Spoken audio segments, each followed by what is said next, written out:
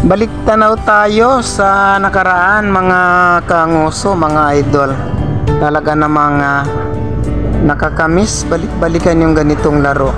Kasi nung unang panahon, mapababae, mapabatang lalaki, mapabatang babae, ay talagang kung ano ang laro ng babae, yun din yung laro ng lalaki. Ganon din naman sa mga lalaki. Kumbaga sagol-sagol pag naglaro sama-sama mga babae, mga lalaki.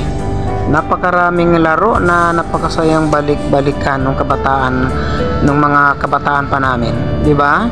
Talagang sobrang nakakatuwa. Maraming laro may tagu-taguan, may padulas na ganito, umaakyat sa mga punong kahoy para magtagtagan sa punong kahoy. Tapos yung tagu-taguan pagkagabi kapag maliwanag ang buwan, yun talaga ang isa sa miss ding laro, kasi minsan inaabutan na tayo ng hating gabi sa paglalaro kasama yung mga kaibigan natin.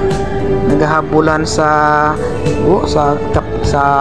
plaza, at yung plaza dati ay hindi pa malinis, marami pang pugon, pero laban lang importante masaya yung tagtagan, yung marami basta may yung ginuguhitan yung lupa ng tubig, tapos hindi ko alam, makalimutan ko na basta ganon. So nakakamiss talaga yung ganitong laro mga kanguso. So kung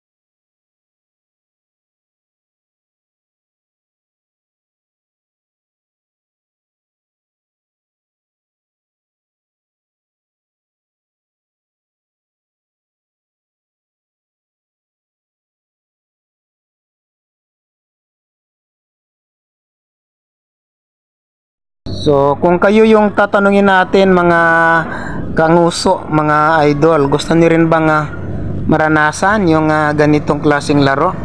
Dahil sinusigurado ko sa inyo mga kabataan ngayon, kapag naranasan nyo, kapag nasubukan nyo maglaro ng ganyan, sama-sama magkakasama kayo ng mga trupa ninyo, siguradong makakalimutan nyo na yung mga gadget na yan, dahil wala namang naidudulot na maayos yung paglalaro ng ng Mobile Legends na yan Ito kasing larong ganito, marami kang nakukuhang benepisyo sa katawan dahil yun na nga, nakakapag-exercise yung katawan mo, at yung utak mo ay nakakapag-isip, di ba? Parang lumalawak yung utak mo kapag ganito, kasi kailan mong gumawa ng paraan para manalo ka sa laro, yung ganon, di ba?